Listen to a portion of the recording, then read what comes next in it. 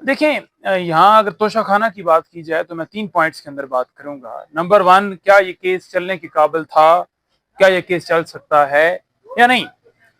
तो इससे पहले अगर आप देखें तो 3 दफा तो सजाएं दी जा चुकी हैं। एक दफा इलेक्शन कमीशन, दूसरी दफा तोशाखाना के अंदर जज हुमायूं दिलावर और तीसरी दफा नैब में और चौथी दफा अब ये स्टार्ट किया। कानून ये कहता है, यानी आइन का आर्टिकल जो 13 है वो वाज़ेह है कि एक शख्स एक जुर्म के ऊपर एक दफा ट्राई किया जा सकता है, एक दफा सजा हो सकती है। ये नहीं हो सकता कि एक जुर्म को बार बार ट्राई किया जाए, बार बार समाप्त की जाए, बार बार सजा दी जाए। तो तोशाखाना का एक मामला था, उसको आपने कभी एक हीरे के ऊपर, कभी अंगूठी के ऊपर, कभी हार के ऊपर, कभी घड़ी के ऊपर, कभी किसी चीज के ऊपर, ये तो आप फिर चलाते जाएंगे। कल एक बटन रह जाएगा, फिर बटन के ऊपर एक ट्रायल चला देंगे, फिर एक और चीज रह जाएगी, फिर उसके ऊपर चला देंगे। तो ये फेयर ट्रायल नहीं है, ये बिल्कुल गलत ट्रायल है। इसको हम समझते हैं कि ये बरियत का केस था। जो ही हाई कोर्ट के अंदर मामला गया था तो हाई कोर्ट को चाहिए था कि इसके अंदर इमरान खान साहब और बुशरा बीबी साहबा को बरी कर देते, लेकिन हाई कोर्ट ने इल्तवा किया। उन्होंने कहा जी आप ट्रायल कोर्ट के अंदर गए हुए हैं तो उधर फैसला, तो आपको नहीं पता, यानी जजेस को नहीं पता, हाई कोर्ट को नहीं पता, सुप्रीम कोर्ट को नहीं पता, तमाम अदालतों को नहीं पता कि किस तरह ट्रायल चल रहे हैं और किस तरह सजाएं हो रही हैं। एक स्क्रिप्ट होता है, आए जी सजा पाए जी तो आगे जाएंगे, सिर्फ इमरान खान और बुशरा बीबी को जेल में रखने के लिए। अगर हाई कोर्ट मौके के ऊपर इंटरवीन करते हुए दरखास्त के ऊपर समाअत करता और उसमें जाकर फैसला दिया जाता मेरिट के ऊपर, तो ये केस बरी हो जाता, खान साहब और बुशरा बीबी बरी हो जाते और उनकी रिहाई उस वक्त होनी थी जब साथ ही अलकादर का भी फैसला दे दिया जाता है। लेकिन ये एक पूरा मनसूबा है ना, जिसके अंदर हर एक का अपना अपना रोल है। तुसी लटकाओ जी, तुसी मिट्टी पाओ जी, तुसी अगे दरखास्त चुको जी, नवा केस बनाओ जी, ये चल रहा है। तो अब जो आज है, आज एक आखिरी लग रहा है कि आज फाइनल आर्गूमेंट्स और लास्ट स्टेज है, हो सकता है आज फैसला महफूज कर लिया जाए। हालांकि कल सलमान सफदर साहब ने अपनी तरफ से एप्लीकेशन भिजवाई, हम भी बाहर खड़े रहे कि मैं अवेलेबल नहीं हूँ, समाज जो है मुलतवी की जाए। लेकिन एक तरफा यानी दूसरी साइड से इतना प्रेशर है, इतना जोर है कि रात दिन चला नहीं है। क्या पाकिस्तान में जो लाखों मुकदमात बाकी इल्तवा हैं वो भी इसी तरह से ट्राई किए जा रहे हैं, उनकी भी समाज इसी तरह से हो रही है, वो भी इसी तरह से जो है उनके अंदर प्रोसीड किया जा रहा है? तो नहीं किया जा रहा। जब बाकी आम आवाम के हर बंदे के, हर शख्स के इस तरह से मुकदमात चलाए जा रहे हैं, तो इमरान खान को क्यों स्पेशल उनके केसेस के अंदर जहां सजा देनी हो धक्के लगाए जा रहे हैं और जहां बेल का मामला लटकाया जाता है? तो आज जो फैसला अगर महफूज होता है, इस सारे अमल के अंदर अगर आप देखें तो फेयर ट्रायल के भी तकाजे नहीं पूरे हुए। मेरा खुद वकालतनामा है और कई वकील हैं जिनके वकालतनामे वो बाहर, उनकी फैमिली अक्सर बाहर रही। आज भी अगर देखा जाए तो जो बुशरा बीबी साहबा की बेटी जो है, उनको जो है वो रुकावट इसलिए बनी कि उनके दामाद को अंदर नहीं जाने। यानी बीबी की फैमिली हो या खान की फैमिली हो, उनकी बहनें हो, हर एक का हक है आम पब्लिक जाए। आप जाए, आप क्यों बाहर खड़े हैं? आप अंदर क्यों नहीं जा पा रहे? ये ओपन ट्रायल है ना, आप जाए, आम पब्लिक जाए, क्यों नहीं जा पा रहे? इसलिए नहीं जा पा रहे कि ये ट्रायल जो है ये फेयर नहीं है, ये समाज जो चल रही है ये ठीक नहीं है। सादा तरीके से बोला जाए तो सजा हो जाए। बिल्कुल, क्या सजा हो सकती है? वही स्टोरी, या 10 साल या 14 साल, यही कार्रवाई जाते हैं। 10 से 14 साल सजा हो जाएगा। बिल्कुल, ये सजा ही देंगे ना जी, हर एक को पता है, क्योंकि केस बन ही नहीं सकता। केस डिसाइड करना था हाई कोर्ट ने कि ये चल ही नहीं सकता, वो डिसाइड नहीं किया, उन्होंने लटकाया हुआ। अब कल समाअत अगर होती है और उसके अंदर अदालत ये देखती है कि नीचे की दरखास्त तो गैर मौसर हो गई, तो हम ये कहते हैं इंसाफ मिलना चाहिए था, जो कि इंसाफ नहीं होता हुआ नजर आ रहा। पहले नैब की तरफ से सजा दी गई, इलेक्शन कमीशन की तरफ से सजा दी गई, और अब तोशाखाना को के अंदर सजा देने के लिए FIA को मुतरक किया गया। यानी नैब का जो कानून तब्दील हुआ उसके मुताबिक तमाम केसेस जो 50 करोड़ से नीचे की मालियत के थे वो नहीं ट्राई हो सकते। वो सारे के सारे रेफरेंस कोई वापस जा रहा है, कहीं में बरीयत हो रही है।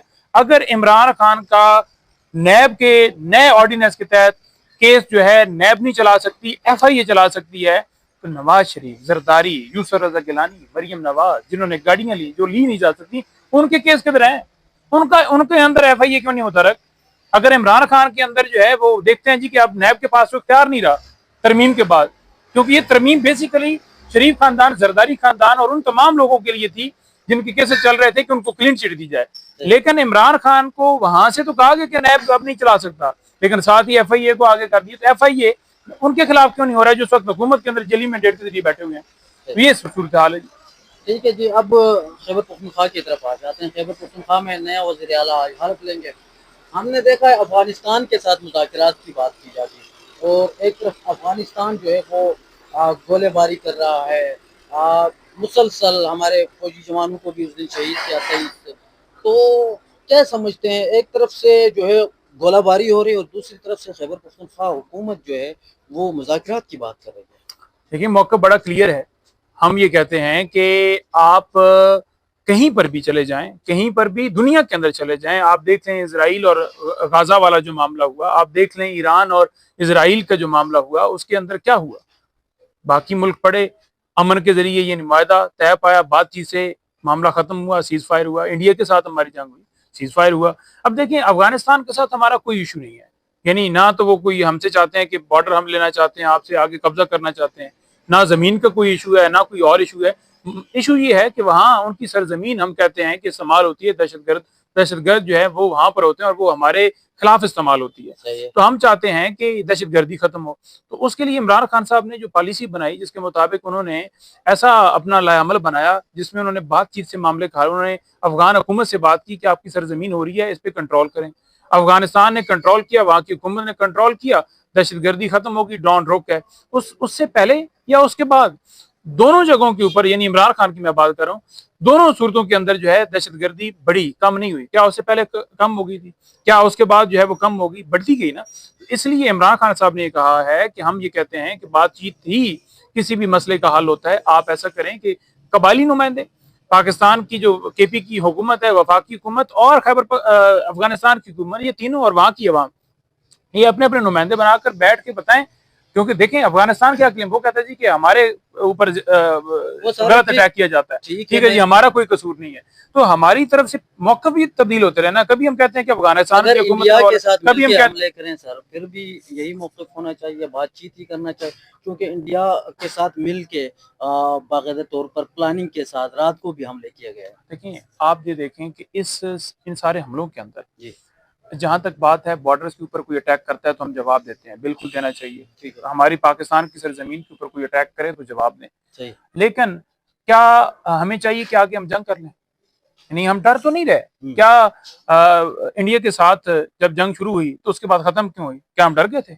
यही हुआ ना कि हम समझते हैं कि जब उनको जवाब दे दिया तो जंगों से जो है मुल्क तबाह होते हैं, आगे नहीं बढ़ते। जहां पर भी जंगें होती हैं हमारा, देखिए अब कश्मीर वाला जो मसला है, नवाज शरीफ, जरदारी, ये सारे आप नहीं जानते तो अपने एक पुत्र ਨੂੰ भेज देन या एक धी ਨੂੰ भेज देन, पंजाब ਦੀ वज़ीर आला ਉੱਥੇ जाके जहाद करे और इंडिया के खिलाफ लड़े। कोई जाता है उधर, नाम भी लेता है। तो ये सिर्फ ड्रामे हैं। वहां नेतन्याहू को जो है सपोर्ट कर रहे हैं, यहाँ पाकिस्तान का मीडिया जो है वो लाइव दिखा रहे हैं, इमरान खान की तस्वीर चल नहीं सकती। वहां नोबेल प्राइज दिए जा रहे हैं ट्रंप को, और यहाँ जब अफगानिस्तान की बात आती है तो यहाँ कहते हैं जी कि नहीं नहीं नहीं, इमरान खान की पॉलिसी गलत है, हम क्यों बातचीत करें। तो भाई तो आपने क्यों फिर फलस्तीन के बात उनकी जो अमन मुआहदा है उसके ऊपर इतफाक किया? क्यों आपने रजामंदी की? क्यों आपने कहा कि बिल्कुल ये अमन मुआहदा होना चाहिए? बताएं। यानी उधर आप कह रहे हैं अमन मुआहदा होना चाहिए और आप चाहते हैं कि आपका जो मुल्क है उसकी आवाम जो है। अब देखें होता क्या है, अगर अटैक होता है खैबर पख्तूनख्वा के किसी इलाके के अंदर, ऑपरेशन होते हैं, जैसे 2500 के करीब छोटे ऑपरेशन हुए और 23वां बड़ा ऑपरेशन इस वक्त जारी है, तो क्या दहशतगर्दी खत्म होगी? ऑपरेशन के अंदर क्या होता है? मिसाल के तौर पर यहाँ पर पता चला जी कि दहशतगर्द हैं,